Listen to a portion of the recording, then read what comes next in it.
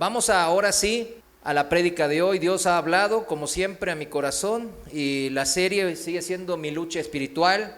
La prédica de hoy sigue siendo las acechanzas de Satanás, tercera parte. Para el que no vieron las dos primeras, vea la tercera. Escuche la primera y segunda y ahora vamos a escuchar la tercera. Las acechanzas de Satanás, tercera parte. Hoy, como subtema, vamos a ver la idolatría. Hoy vamos a leer el pasaje principal de la serie primero, Efesios 6, 10 al 13, Efesios 6, 10. Hoy lo vamos a leer en palabra de Dios para todos. Lo estamos leyendo en diferentes traducciones para enriquecernos un poco más. Efesios 6, 10 dice así: finalmente, confíen en el gran poder del Señor para fortalecerse. ¿Cuántos saben que es por fe y solo por fe que el gran poder de Dios actúa en nosotros? Amén. 11. Protéjanse contra los engaños del diablo con toda la armadura que les da Dios, ¿Cuántos sabemos que el diablo es nuestro adversario? ¿Cuántos sabemos que necesitamos toda la armadura de Dios para combatirlo? Amén. 12. Nuestra lucha no es contra seres humanos, sino contra gobernantes, contra autoridades, contra poderes de este mundo oscuro y contra fuerzas espirituales malignas del cielo. ¿Cuántos sabemos que no peleamos contra otros hermanos, contra otros seres humanos, contra gente de carne y hueso, sino contra espíritus malignos, demonios? ¿Cuántos lo sabemos? Amén. Dígalo, porque si no dice, pues yo no sé. Y aquí dice gobernantes y autoridades. No estamos contra ni el presidente ni nuestro gobernador. Estamos hablando en términos, en el original son poderes, jerarquías en el orden espiritual de los espíritus inmundos, malignos. 13. Por esa razón, vístanse con toda la armadura de Dios. Así soportarán con firmeza cuando llegue el día del ataque de Satanás, y después de haber luchado mucho, todavía podrán resistir. ¡Qué promesa!, ¿no? ¿Cuántos sabemos que si somos cristianos es diario la lucha espiritual contra Satanás y sus espíritus malignos? Amén. Ya lo tenemos que saber. ¿Cuántos sabemos que si no estamos en medio de este campo de batalla espiritual, de esta guerra espiritual, no somos parte del ejército de Dios? ¿Cuántos lo sabemos? Es importante. Dijo el apóstol Pablo a Timoteo: soporta el sufrimiento junto conmigo como un buen soldado de Cristo Jesús. ¿Estamos soportando, como hizo el apóstol Pablo y Timoteo, como buenos soldados del ejército de Dios, junto a nuestro Señor Jesucristo, nuestro comandante en jefe? Vamos a orar y pedirle sabiduría. Señor, gracias te damos en este día, Señor. Te damos gracias por permitir que estemos aquí hoy congregados. Así lo has ordenado y damos gracias por poder ser obedientes. Padre, solo tú, mi Dios, sabes las verdaderas motivaciones del corazón de cada uno de los hermanos, de las personas que aquí estamos hoy. Tú escudriñas nuestros corazones, sabes nuestros problemas, inquietudes, ansiedades, enfermedades. Y solo tú, Padre, eres capaz de traer disciplina, guía, edificación, sanidad y paz que el mundo no puede ofrecer. Pero solo es a través de tu santa palabra que podremos entrar a tu orden y ser bienaventurados. Señor, obra en nuestros corazones. Hoy, con el poder de la predicación de tu palabra, queremos entrar en tu orden y que nadie se vaya igual de como vino. Transfórmanos. Gracias en el nombre de Jesús. Amén. Ahora vamos a el pasaje principal de estas últimas tres predicaciones. Romanos capítulo 8, versículos 5. Vamos a empezar del 5 al 9. Romanos 8, 5. Hoy vamos a leerlo en la traducción viviente. Dice así la palabra de Dios en Romanos 8:5. Los que están dominados por la naturaleza pecaminosa, o sea, la carne, piensan en cosas pecaminosas. Pero los que son controlados por el Espíritu Santo piensan en las cosas que agradan al Espíritu. En la traducción del lenguaje actual, para hacer una pausa aquí, dice así: los que viven sin controlar sus malos deseos. Fíjense, sin control de sus malos deseos. Solo piensan en hacer lo malo. Pero los que viven obedeciendo al Espíritu Santo solo piensan en hacer lo que desea ¿quién? ¿Yo? No, el Espíritu. Dando a entender aquí bien claramente, en esta versión la leí aquí en el versículo 5, la traducción actual, porque daba a entender más, un poco más ahí claro, que poner en práctica la obediencia a la palabra de Dios, a lo que leemos en la Biblia, siempre, mis hermanos, no lo dude, siempre lleva un estado de llenura del Espíritu. Siempre. Cuanto más lea la Biblia, más se va a llenar de Dios, ¿verdad? De esa comunión íntima con el Espíritu de Dios que mora en nosotros. Esto es una preparación, póngalo, llámelo así, es una preparación a la comunión íntima y perfecta que tendremos con el Padre Celestial en la eternidad. Fíjense, desde ahora nuestro espíritu le añora, porque somos hijos de Él. ¿Cuántos? Los hijos que aquí están, todos somos hijos, ¿verdad? ¿Alguien no es hijo? ¿Hay un Adán sin ombligo? ¿Verdad que no? Bueno, pues entonces todos somos hijos, ¿verdad? Entonces todos pues añoramos tener un momento, ¿no?, con nuestros padres. Bueno, alguno pues, se puede llevar mal con su padre, vaya, reconcíliese, ¿no? Así dice la Biblia. Pero es eso, por más mal que me lleve, ay, añoro verle.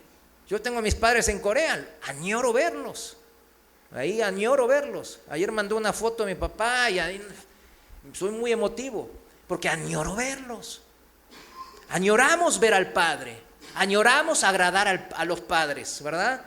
¿Cuánto más al Padre Celestial? Esa comunión que ahora queremos establecer y debemos de establecer es un preludio, una preparación para lo que ha de venir, la eternidad. Que justamente es lo que estamos haciendo en esta vida pasajera, practicar, ¿para qué? Para lo eterno. Los que siguen sus deseos carnales hacen lo malo siguiendo sus impulsos pecaminosos y pasarán la eternidad con su padre el diablo, dice Jesús. Los que siguen los deseos del Espíritu Santo saben hacer el bien obedeciendo la palabra, ¿no? Obedeciendo a Dios, y pasarán la eternidad con su Padre Celestial. Pues fíjense, no hay tanto que pensar, ¿verdad? Que no es complicado, ¿no? Los que desean y añoran al Padre, que quieren esa comunión y buscan a Dios en su palabra, obviamente, Él así lo dijo: búsquenme ahí en la palabra de Dios, en mi palabra.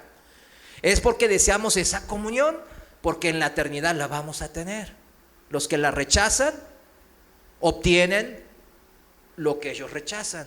No quieren a Dios, se quieren estar lejos de Dios, y en la eternidad estarán lejos de Dios. El Señor Jesús lo dijo bien claro en Juan 8:44, no lo busque: nos vamos a parecer al que es en verdad nuestro Padre. Así parafraseando, ¿verdad?, lo que dice Juan 8:44. Nos vamos a parecer al que es en verdad mi Padre. Continuamos, versículo 6 en Romanos. Por lo tanto, dice aquí, permitir que la naturaleza pecaminosa, o sea, los deseos de la carne, les controle la mente, lleva a ¿qué cosa? A la muerte. Aquí está lo que acabamos de mencionar. Pero permitir que el Espíritu les controle la mente lleva a la vida y a la paz. Fíjense, Dios siempre nos da su bendición. No es que dicen: pues es bien dura esta palabra, se me puede escapar un pecadillo por acá y otro por allá, sí, y otro por acá. ¿Y por qué aquí está? No, aquí está hablando de una naturaleza, o sea, de una práctica, porque es un control, ¿verdad? Y todo el tiempo mi mente me lleva a lo que mi carne quiere hacer. Y eso a la larga, dice la palabra de Dios, nos advierte el Señor en amor. Oye, eso te va a llevar a la muerte. Pero permitir que el Espíritu controle la mente mía, mi vida, lleva a la vida eterna y a una paz que desde ahora pues es difícil de explicar. Controlar, miren mis hermanos, aquí controlar no significa que es algo por la fuerza. Es, en el griego, fronema habla de una intención, no habla de un control así por la fuerza, sino de una intención, de un sentir u opinión. O sea, es el sentir de Dios, la opinión de Dios, el permitir que este sentir de Dios y su opinión sea nuestra primera elección en mi mente, claro. Esto nos va a llevar a una vida en abundancia espiritual y paz que sobrepasa todo entendimiento. Esa es. Versículo 7 dice, pues la naturaleza pecaminosa es enemiga de Dios siempre. Nunca obedeció las leyes de Dios y jamás lo hará. Eso es para los muchos predicadores que ahora están en esas megas iglesias, ¿verdad? Que dicen que exaltan la naturaleza del hombre, las filosofías humanas. Tengan cuidado con lo que ven en YouTube, tengan mucho cuidado. Lo que la naturaleza del hombre, las filosofías del hombre, siempre terminan enemistándose con Dios. Nunca terminan en obediencia a la palabra y jamás lo va a hacer. Versículo 8, por eso, los que todavía viven bajo el dominio de la naturaleza pecaminosa nunca pueden agradar a Dios. ¿Cuándo pueden agradar a Dios? Nunca. La traducción actual aquí dice, por eso los que viven obedeciendo sus malos deseos no pueden agradarlo hacia Dios. Por eso aplica el dime a quién obedeces y te diré de quién eres. El apóstol Pedro lo dijo sin pelos en la lengua en 2 de Pedro 2:19, pues todo aquel que es vencido se vuelve esclavo del que le venció. O sea, si me venció, ¿quién? En el campo de batalla espiritual me está venciendo, utiliza mi carne y me tiene ahí bien vencido, me tiene así. Y entonces Él es mi dueño, Él es mi amo. En otra versión dice, porque uno es esclavo de aquello que lo controla o que lo domina. Y terminamos con la exhortación para los hijos de Dios en el versículo 9. Ahí en el versículo 9 en Romanos, la exhortación viene siempre del Señor. Pero ustedes no están dominados por su naturaleza pecaminosa. Son controlados por el Espíritu si el Espíritu de Dios vive en ustedes. Y recuerden que los que no tienen al Espíritu de Cristo en ellos, de ninguna manera pertenecen a Él. Muchas veces me han preguntado esto: ¿cómo se sabe que uno es nacido de nuevo del Espíritu de Dios? ¿Cómo se sabe que uno es hijo de Dios? ¿Cómo se sabe que uno es nacido de nuevo? Bueno, acabamos de leer en Romanos 8, capítulo 8, versículos 5 al 9, la respuesta de Dios. Ahí está la respuesta de Dios. Y en los versículos siguientes sigue el tema, lo va siguiendo desarrollando y refuerza lo que ya leímos hasta ahora. Tiene un clímax, un epicentro de lo que quiere exponer Pablo en el ya conocido, si somos cristianos, ¿verdad? Versículo 14, que dice, pues todos los que son guiados por el Espíritu de Dios son hijos de Dios. Guiados en el original aquí significa dirigidos, conducidos, ser llevados. O sea que no está difícil saber si alguien realmente es nacido de nuevo, tiene el Espíritu de Dios morando en él. Claro, hay muchos hermanos que sí tienen al Espíritu de Dios, pero lo están contristando. ¿Qué saben lo que significa contristar, verdad? Es entristecer. Significa que el Espíritu, como no nos obliga, se entristece, llora. Llora porque no le hacemos caso, sabiendo que Él es Dios. Yo me acuerdo mucho de esto porque pues yo lo viví durante muchas décadas. Muchas décadas yo lo he vivido y lo he comentado, de cómo que recién convertido a los 16 años, ya había visto la cruz en el cielo con toda la gente allá en el retiro espiritual. ¿Cuánto dura eso, mis hermanos? Cuando no quiero obedecer a Dios. Me duró menos de un año. Menos de un año, y aún habiendo visto el gran milagro, no visión, en real, en vivo y en directo, igual así me valía. Pero también tiene que ver con la dirección, ¿verdad? Con la dirección de la iglesia en donde yo me congregaba, ¿verdad? Ahí no se hablaba bien la palabra de Dios. Mezclaban filosofías de hombres y nos decían muchas cosas que no es verdad. Me presionaban para tener novia y para que ande fornicando. Es tremendo. Una vez yo estaba terminando en la biblioteca, estaba en la universidad y terminaba, me estaba yendo con mi carro a mi casa y había un conocido, ¿cómo le diré? ¿Se puede decir esta palabra? Mesa baile en inglés. ¿Sí lo entienden? Los hombres dicen, no, yo no lo entiendo. Bueno, había un mesa baile por ahí, conocido ahí en Argentina. Y yo pasaba por ahí, miren, nada es casual, mis hermanos, nada es casual. Mi maestro de escuela dominical durante más de 10 años y otros maestros de la iglesia que yo iba, una iglesia grande, yo iba así, me partió el corazón eso. Todavía me siento con eso. Salía así, salían borrachos de ahí con mujeres, que no eran sus esposas, claro. Y se iban borrachos, se subían a los carros así particulares y se estaban yendo, a eso de las 4 de la mañana.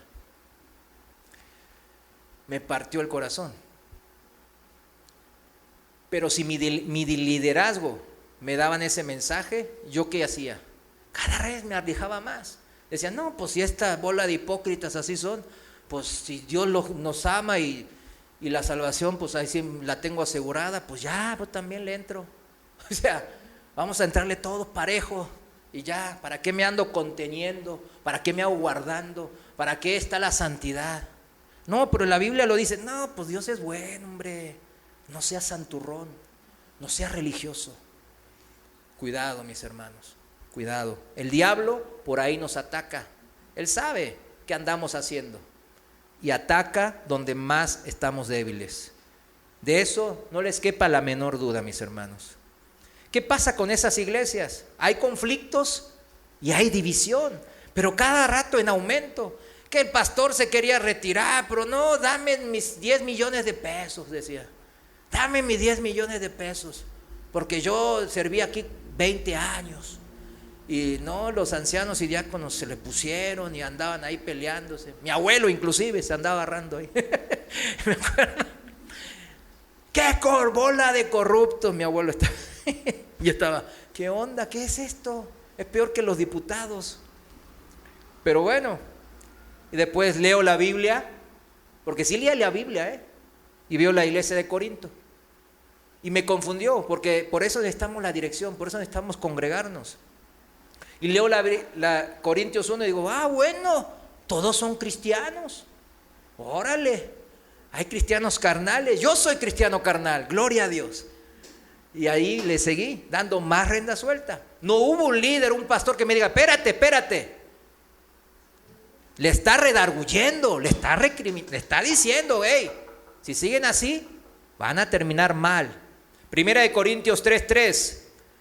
Primera de Corintios 3:3, lo leímos la vez pasada, dice así, porque aún son gente carnal, pues mientras haya entre ustedes celos, contiendas y divisiones, serán gente carnal y vivirán según criterios humanos. La iglesia está llena, la iglesia hoy en día en general, está llena de envidias, peleas y divisiones. Así tal cual, como acabamos de leer en la palabra en 1 Corintios, ¿verdad?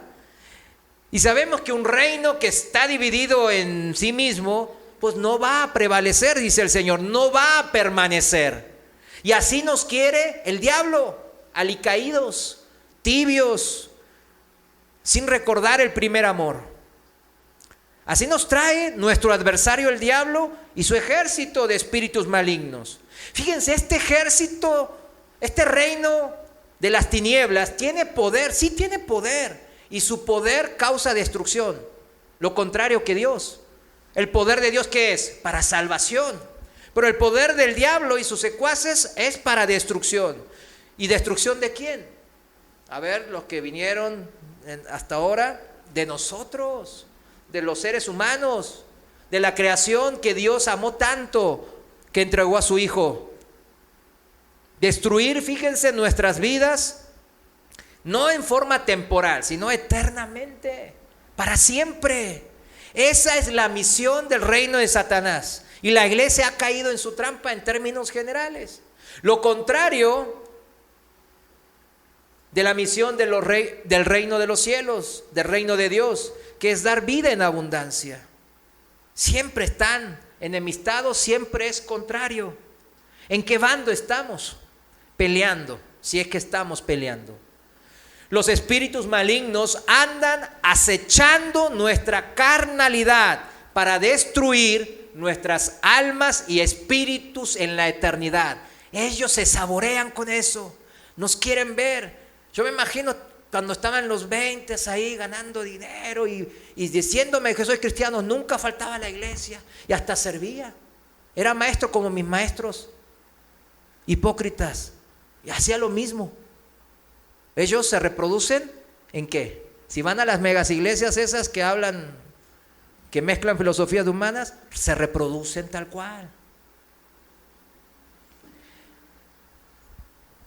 Por eso, si permitimos que nuestros deseos de la carne llene primeramente todo nuestro ser, que la vanagloria de esta vida sea lo primero que busquemos,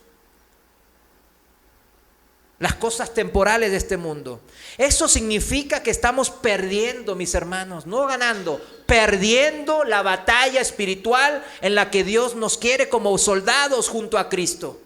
Dios nos quiere junto a Cristo como buenos soldados, como Timoteo y Pablo, pero nosotros estamos perdiendo la batalla espiritual. Juan, el Evangelio de Juan 1:12, también lo leímos la semana pasada, dice, pero a todos los que recibieron la palabra. ¿Cuántos recibimos la palabra? Amén. A los que creen en su nombre, en el nombre poderoso de Jesucristo, ¿verdad? Les dio potestad, poder de ser hijos de Dios. Hay poder en los hijos de Dios, mis hermanos. Hay poder.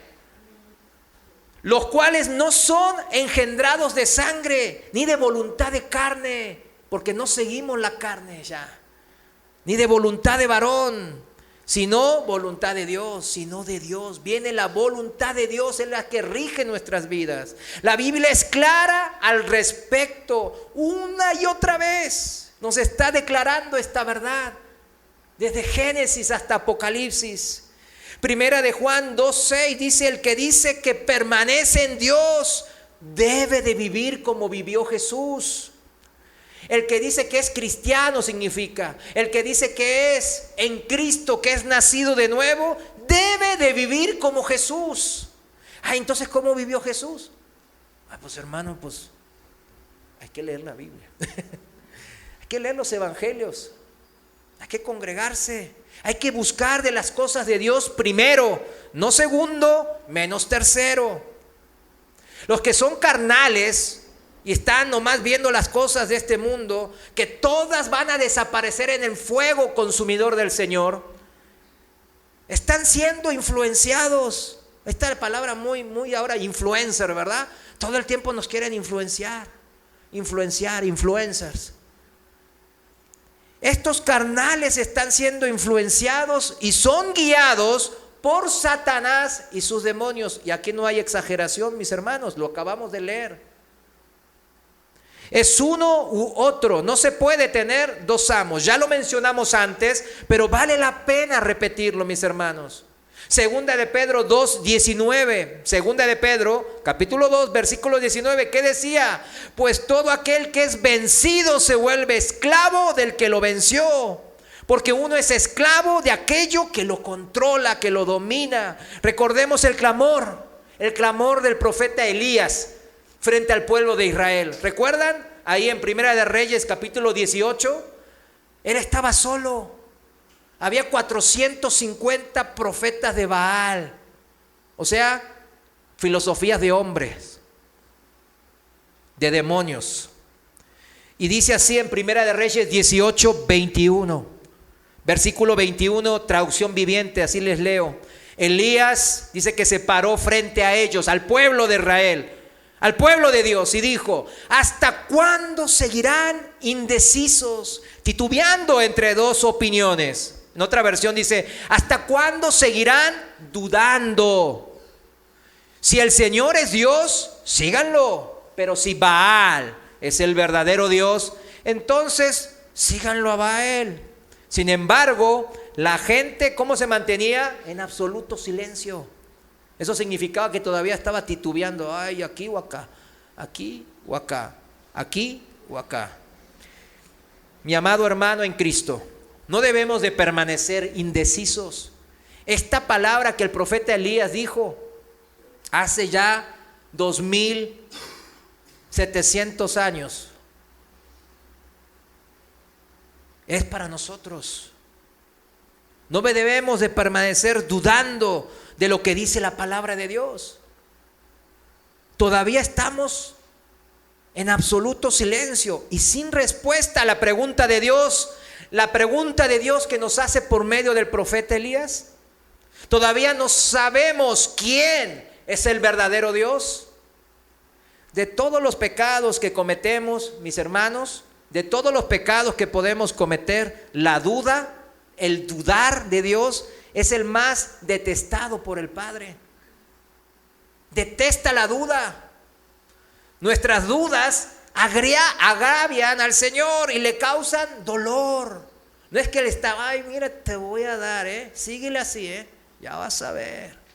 No está así el Señor. Está doliéndose. ¿Qué dijimos recién? El Espíritu Santo está contristándose. Él puede destruirnos, sí, inmediatamente desaparecemos. Pero Él está dentro de nosotros diciendo: no hagas eso, por favor. No hagas. Y se duele. Por eso dice que se contrista, que es una palabra que está llorando, un llanto de dolor. Vemos un gran ejemplo, mis hermanos, en el antiguo Israel. Aquel Israel que Dios sacó de la tierra de Egipto. Después que Dios los libertó con gran mano poderosa de las manos ¿de quién? Del pueblo más poderoso, de la nación más poderosa de esa época, de las manos del faraón. Fíjense, el salmista dice en Salmo 106, versículos 6 y 7, dice así: pecamos nosotros contra nuestros padres, hicimos maldad, cometimos impiedad. Nuestros padres en Egipto no entendieron tus maravillas, no se acordaron de la muchedumbre de tus misericordias, sino que se rebelaron junto al mar, el mar rojo. El escritor aquí está haciendo una confesión. ¿Cuál fue el pecado perverso que cometió Israel?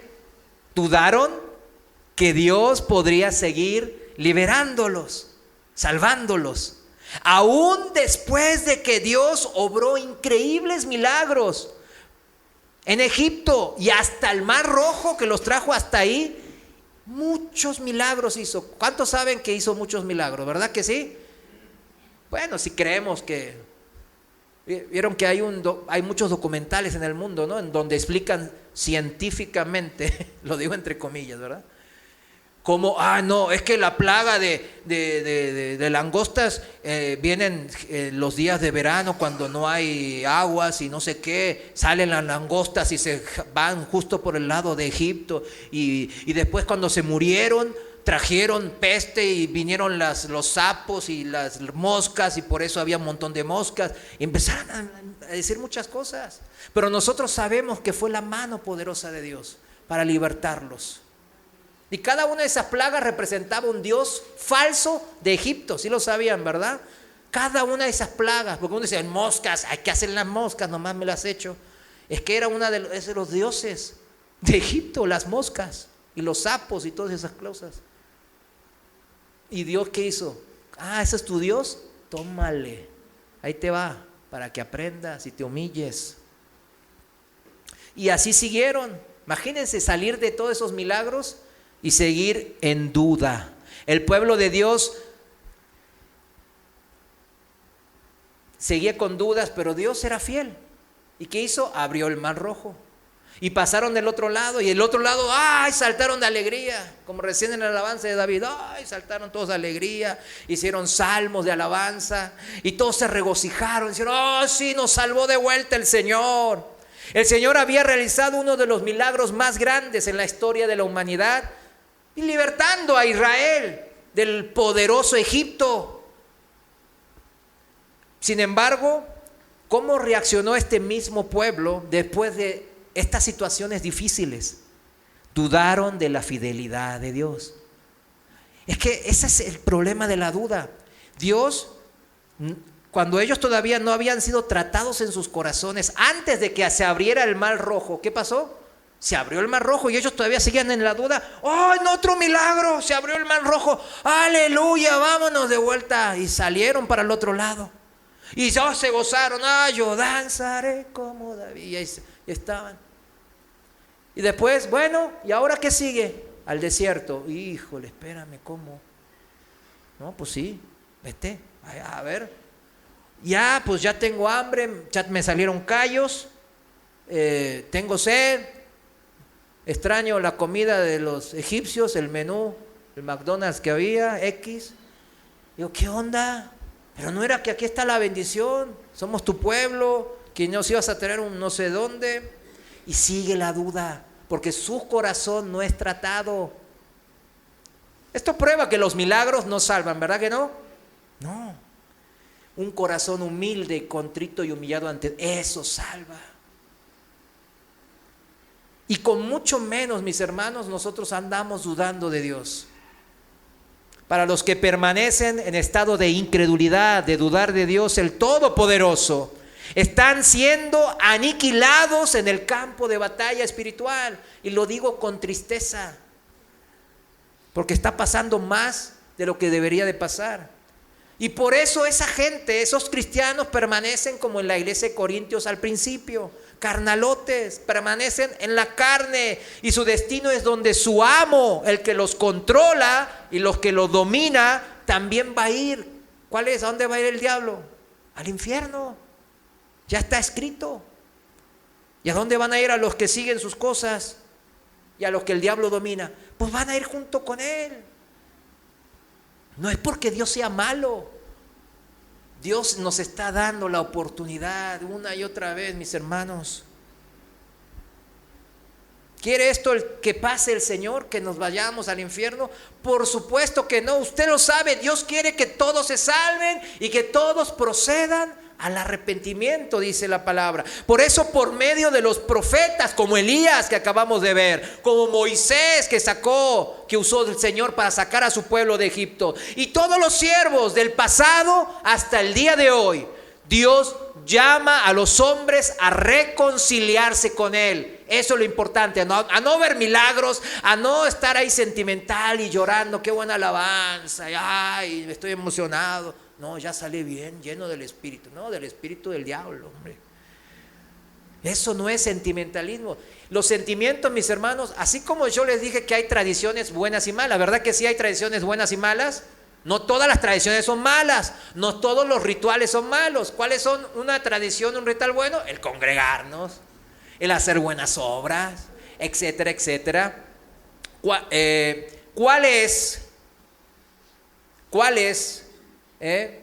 Primeramente, nosotros como hijos de Dios debemos de hacer nosotros frente a Dios, reconciliarnos con Él, no buscar milagros. y no tener sentimientos y vivir por sentimientos, sino que sentimientos buenos también, como hay tradiciones buenas, hay sentimientos buenos de ver, de decir, ay Señor, te amo, te adoro, pero de una manera íntima con Él. ¿Recuerdan cuando Jesús dijo, cuando vayan a orar y hacen cosas, vengan a la intimidad conmigo, vengan, uno a uno? Cuando un padre llama a un hijo para o disciplinarlo o decirle alguna instrucción o darle un consejo, ven, lo llamo aparte y le digo aparte el consejo, la instrucción o la disciplina que hay que decir en ese momento, en esa intimidad, el uno a uno. Y la palabra nos enseña, mis hermanos, en Hechos capítulo 17, 30, lo voy a leer en la traducción viviente. En la antigüedad Dios pasó por alto la ignorancia de la gente acerca de estas cosas. O sea, las cosas que estaban haciendo, de las tradiciones y sentimentalismos, la religiosidad. Pero ahora dice, ahora Él, Dios, manda que todo el mundo en todas partes se arrepiente de sus pecados y vuelva a Él. Reconcíliese a mí. No la complique. Humíllese, arrepiéntase ante Dios y tenga comunión con el Padre. Y la palabra nos señala estos pecados, nos quiere sacar de esta zona de confort, vamos a llamarlo de esa manera, de ese silencio incómodo que hablaba Elías frente a la verdad de Dios. No es alimentar mis malos deseos de la carne, sino ser liberados. ¿Liberados de qué? De ellos. No es incrementar y que Dios cumpla todos mis deseos de la carne. No, sino vivir como Cristo lo hizo. Y Él va a sustituir y a poner y a bendecir todos los deseos que ya se van acomodando en mis deseos ya, ¿verdad? Con el Señor, claro. Por eso el consejo de Dios es claro. Él nos ama, Él quiere bendecir a sus hijos. Y vayamos al texto bíblico en cuestión que dejamos pendiente el domingo pasado, que es Gálatas 5:16. Dice, Gálatas 5:16, la Reina Valera, dice así: digo pues, vivan según el Espíritu y no satisfagan los deseos de la carne, porque el deseo de la carne se opone al Espíritu y el del Espíritu se opone a la carne, y estos se oponen entre sí para que ustedes no hagan lo que quisieren hacer. Así es esta guerra espiritual que vivimos, ¿verdad? La pelea que estamos metidos como buen soldado, ¿verdad? Porque no permanecemos nosotros ¿en qué? En silencio o dudando, indecisos entre dos opiniones. Ya estamos convencidos de que Dios es el verdadero Dios, que Dios es el único Dios, el Shaddai, el Todopoderoso. ¿Tiene esa convicción en su corazón, mi hermano y mi hermana? ¿Tiene esa convicción? Hay que tener esa convicción. Si seguimos el pasaje ahí en Gálatas 5, vamos al versículo 19, nos dice cómo va a ser nuestra vida sin esa convicción. A ver, ¿cómo va a ser nuestra vida si no estamos convencidos de que Dios es el bueno? A ver, 19. Las obras de la carne se manifiestan, dice aquí, se empiezan a brotar en nuestras vidas. ¿Qué sería? En adulterio, en fornicación, en inmundicia, en lascivia. Estas 4 las vimos la semana pasada. 20. Idolatría, hechicerías, enemistades, pleitos, celos, iras, contiendas, disensiones y herejías, envidias, homicidios, borracheras, orgías y cosas semejantes a estas. Acerca de ellas les advierto, como ya antes les he dicho, que los que practican tales cosas no heredarán el reino de Dios. Claro, no son hijos de Dios, por eso no pueden heredar el reino de Dios. Es sencillo, no hay que pensarlo tanto. Y ya vimos en la última predicación las 4 primeras, ¿verdad? Que sí, que tienen que ver con lo sexual. Y cómo esto no es casual que era lo primero, ¿verdad? Porque está haciendo estragos ahora en las familias y en las vidas, incluso de los cristianos. Incluso de los cristianos. Y es muy triste verlo. Es muy triste que un hermano venga y diga, no, yo no soy adúltero, pero ahí la compenso con pornografía para que pero no salgo con nadie, hermano, Yo me quedo, ¿me está bromeando este hermano? O sea, no entiendo a qué se está refiriendo. Entonces cuando yo le digo, oiga hermano, ¿está bromeando o es en serio? No, pues es en serio, ¿qué? ¿Cómo? ¿Y dónde escucho eso? Y me manda el video a YouTube del pseudo pastor que le dice eso. Yo, por favor, no vea eso, hermano. Es basura. Es el diablo engañándole. Usted está adulterando con esa gente que está viendo en el video. Hermano, se me hace que usted es un exagerado. No volví a verlo, hermano. Fue allá en Colinas. No volví a verlo. Sí lo volví a ver. Andaba con una chavita. El hermano tiene como 60 y tantos años y andaba con una de, no sé, yo creo que eran de 20 y tantos. Increíble, es triste. A veces uno dice, ay, ¿cómo se entristece el Señor? Seguramente se duele uno de lo que pasa. Fíjense la idolatría. Hoy nomás vamos a ver la idolatría y con eso vamos a cerrar. De idolatría podemos hablar pues una serie entera, ¿verdad? Vamos a ver qué significa en el original aquí griego. Adoración de imágenes en forma literal o figurativa.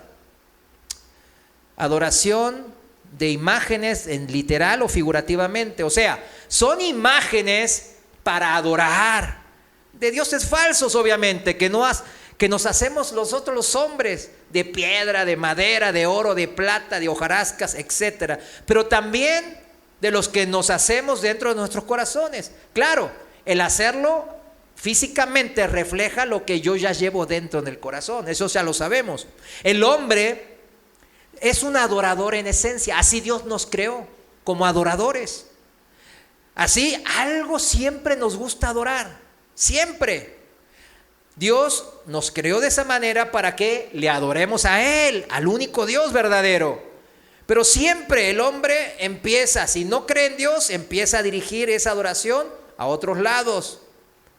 Fíjense, hay dos extremos en este tipo de adoración falsa. El número uno extremo, el punto uno, un extremo, son los que se dicen que no adoran a nadie, se mienten a sí mismos, dicen, no, yo soy autosuficiente, no necesito adorar a nadie. Esos son los que la Biblia llama incrédulos o lo que ahora se dicen ateos. ¿Sí los conoce los ateos? Que dice, yo dependo de mis capacidades, de la ciencia y de las cualidades, de mi inteligencia y de los científicos, etcétera, ¿no? Hoy día los llamamos ateos. En segundo término están los agnósticos, no sé si escuchó ese término, que son ateos con dudas. Son peores que los ateos, son ateos dudosos, fíjense, o sea, andan peor. Los agnósticos son gente que dice, ay, yo no sé si Dios, no tengo la capacidad mental y científica de deducir si Dios existe o no, así que me mantengo en el medio. Ni uno ni otro. O sea, son peor que los ateos. Los ateos, los que no creen en la existencia de Dios o del poder de Dios, ni de ningún otro Dios, pues su ídolo, ¿quién es, mis hermanos? Ellos mismos.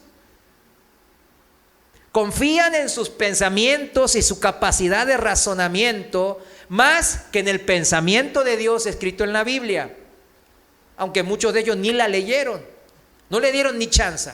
¿Y qué dice la Biblia respecto a esto? ¿Qué dice Dios respecto a esta gente? Proverbios 3:5. Proverbios 3:5 dice en traducción viviente, Proverbios 3:5 dice, confía en el Señor con todo tu corazón, no dependas de tu propio entendimiento, busca su voluntad en todo lo que hagas y Él te mostrará cuál camino tomar. ¿Quién me va a mostrar? Si le busco con todo mi corazón, Dios me va a mostrar qué camino voy a tomar, en contraposición ¿A qué? A hacer mi propia voluntad. Versículo 7, no te dejes impresionar por tu propia sabiduría. En cambio, teme al Señor y aléjate del mal. Teme al Señor y aléjate del mal. La fórmula, como los pastores modernos, la fórmula del éxito, aquí está. No está en ideas humanas, está en el pensamiento de Dios. ¿Y cuál es el otro extremo? Este es un extremo, ¿no? El segundo es el otro extremo, ¿verdad? Son los que se dicen son grandes adoradores de Dios, pero en verdad adoran a Baales, a dioses falsos, a dioses con D chica. Los llamamos religiosos. Cristo los llamó hipócritas. Estos ponen la importancia de adorar a Dios en personas que fueron ejemplos ante Dios quizás. Oh, no, Elías y Pablo y Pedro. ¡Wow! Y hasta el mismo Señor Jesús dice, ¡oh! Ponen importancia en lugares que ellos anduvieron, lugares santos, ¿verdad? Y hasta ponen la importancia en cosas. Fíjense, el ejemplo claro de esto es la mujer samaritana. ¿Recuerdan a la mujer samaritana? Ahí en Juan capítulo 4. Es un ejemplo típico de una persona religiosa. ¿Quieren ver quién es una persona religiosa? Vayan al ejemplo de la mujer samaritana. Los religiosos, fíjense bien el primer punto, los religiosos que adoran a personas que consideran importantes por lo que hicieron o lo que fueron, a los Pedros y a los Pablos, a los Elías. La mujer samaritana, fíjense cómo es este ejemplo, adoraba ¿a quién? A los patriarcas, o como dirían ahora, nomás los venero, no los adoro. No estoy cometiendo idolatría, nomás los venero. Juan 4:12. Juan 4:12 dice, además, dice la mujer samaritana a Jesús, ¿se cree usted superior a nuestro antepasado Jacob, quien nos dio este pozo? ¿Cómo puede usted ofrecer mejor agua que la que disfrutaron él, sus hijos y sus animales? El gran patriarca Jacob, que Dios le cambió el nombre a Israel. Ese era un gran hombre digno de adoración, según la mujer samaritana. ¿Cuántos hombres dignos de adoración hay, mis hermanos? ¿Cuántos? Ninguno. Solo, claro, Jesús el hombre, ¿verdad? Él nomás merece toda la adoración. Ningún hombre merece la adoración. Nadie es digno de adoración. Ni el gran patriarca Abraham, ni Isaac, ni Jacob. Como dirían los jóvenes de hoy, pues si la mujer samaritana sería de ahora, diría, ese es mi ídolo. Mi ídolo es el Bat Jacob. Pero Jesús siempre nos dice, nos quiere llevar realmente a lo que en verdad importa. No a la idolatría que siempre de nuestro corazón sale, sino nos quiere llevar a la verdad, a la única verdad, a la verdad de Dios. Y en el versículo 13 le responde a la mujer, Jesús contestó, cualquiera que beba de esta agua pronto volverá a tener sed, pero todos los que beban del agua que yo doy no tendrán sed jamás.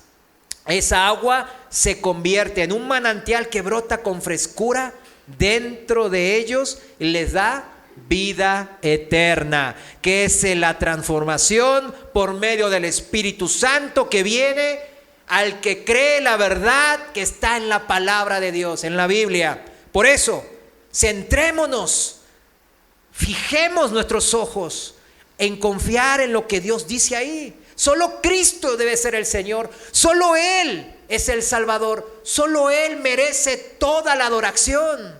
En ningún otro hay salvación, mis hermanos. Como decía el apóstol Pablo, ¿acaso Pablo fue crucificado por vosotros? Nadie fue crucificado por nosotros.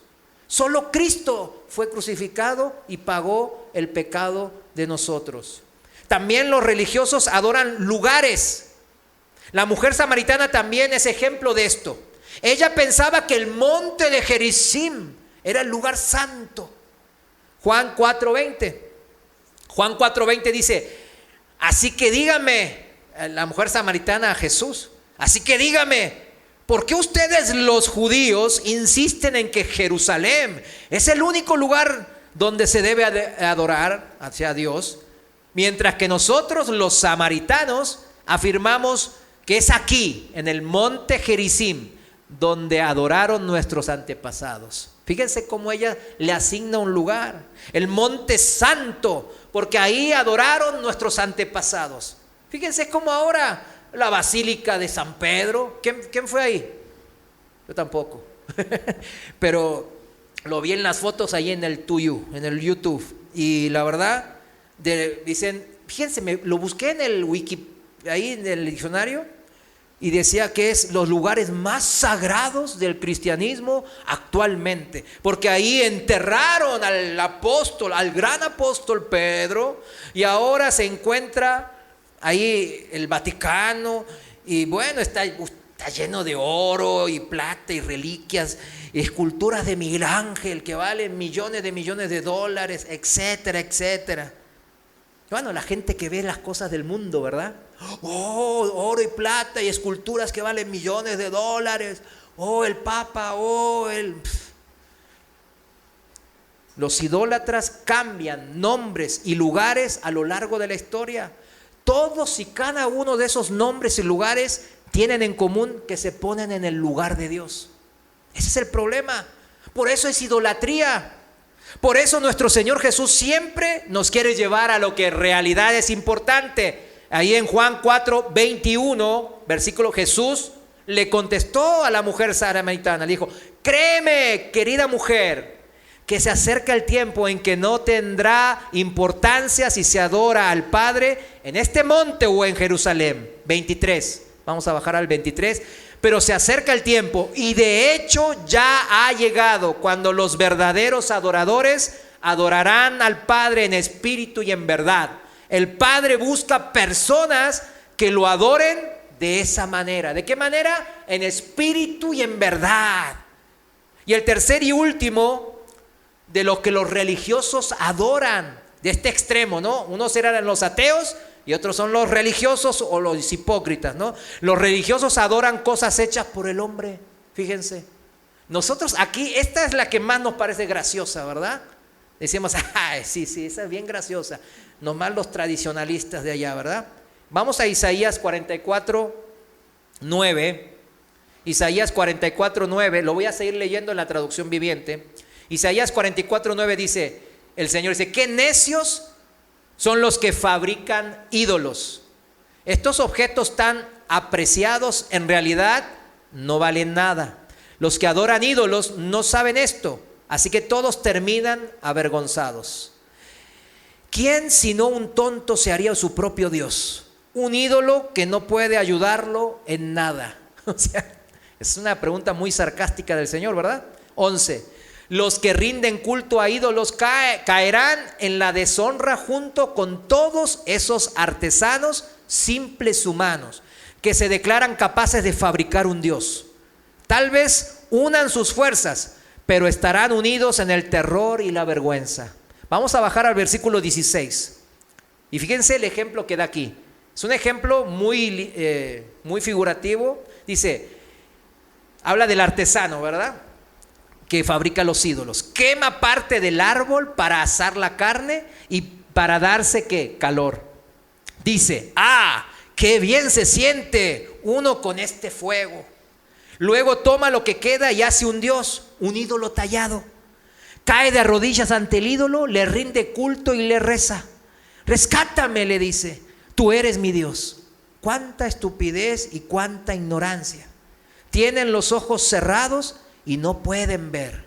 Tienen la mente cerrada y no pueden pensar. Fíjense, la persona que hizo el ídolo nunca se detiene a reflexionar. Vaya, es solo un pedazo de madera. Y cuando vemos esto ya sabemos de quién nos acordamos, ¿no? Dice, quemé la mitad para tener calor, la usé para cocer el pan y asar la carne. ¿Cómo es posible que lo que queda sea un Dios? ¿Acaso debo inclinarme a rendir culto a un pedazo de madera? Como las muchas imágenes que vemos en los templos de por acá y por allá hoy día, ¿verdad? Ahí mismo en la Basílica de San Pedro, ¿verdad? De esa piedra se tallan ladrillos, muebles, y en una se hacen un santo. y le adoran, le tocan los pies. ¿Sí lo vieron? Yo lo vi, les tocan los pies, le besan los pies y les piden cosas, que los salven, que los sane, etc. Recordemos a quién se les ofrece adoración, y con esto quiero terminar. ¿A quién se les ofrece adoración cuando hacen este tipo de cosas? ¿A quién veneran, admiran, son ídolos de todo lo que quieran llamarlo, verdad? Y el apóstol Pablo lo explica muy bien ahí en el primer libro de Corintios, Primera de Corintios capítulo 10 y versículos 19 al 22. Versículo 19, seguimos en la traducción viviente, dice así: ¿qué es lo que trato de decir? ¿Que la comida ofrecida a ídolos tiene alguna importancia? ¿O que los ídolos son dioses verdaderos? No, de ninguna manera. Lo que digo es que esos sacrificios se ofrecen ¿a quiénes? Los demonios, no a Dios. Y no quiero que ustedes tengan parte con los demonios. Fíjense, no dice aquí, ¿no se dieron cuenta que no dice eso se ofrece, un hilo tallado así, se ofrece a nadie? Porque no es nadie, es una madera, es algo. No dice eso. ¿Vieron que no dice eso la palabra de Dios? ¿A quién se ofrece? Dice, a demonios. Por eso siempre decimos que detrás de un ídolo tallado, lo que sea, ¿hay quién? Un demonio.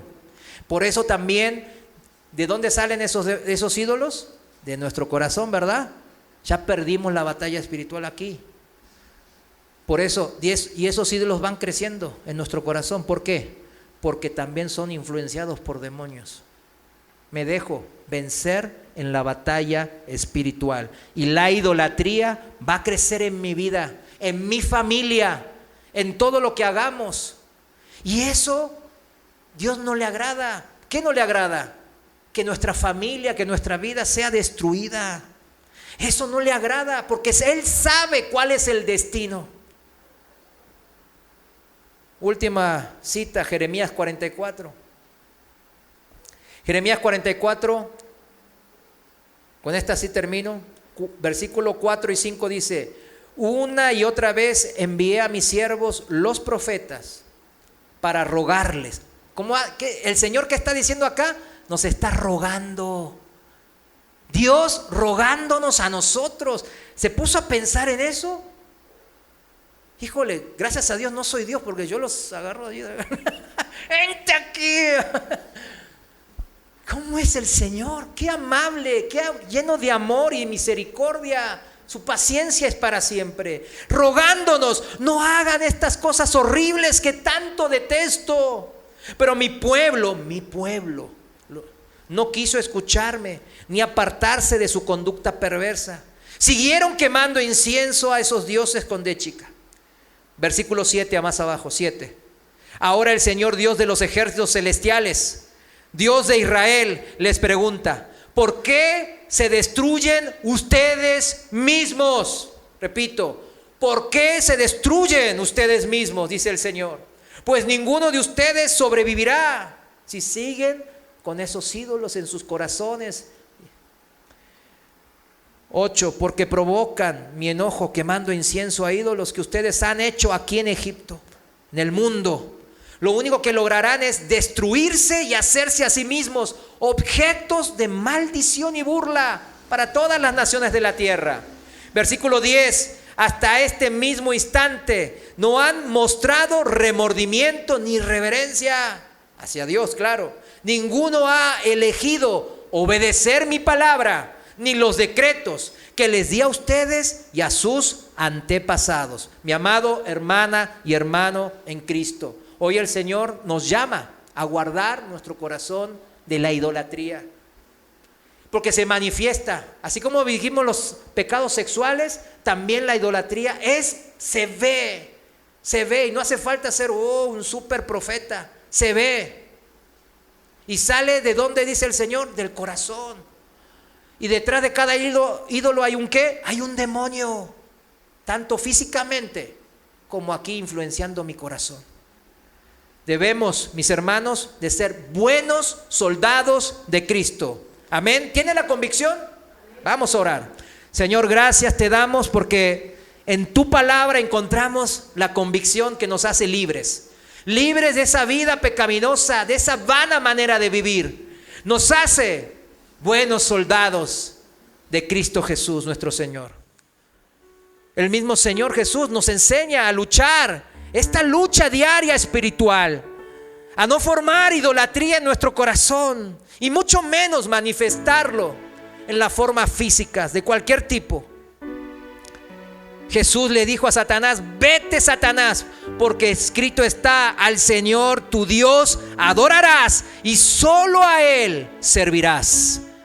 Señor, queremos servirte a ti. Hoy queremos entregar nuestras vidas en adoración completamente a ti, rendidos a ti.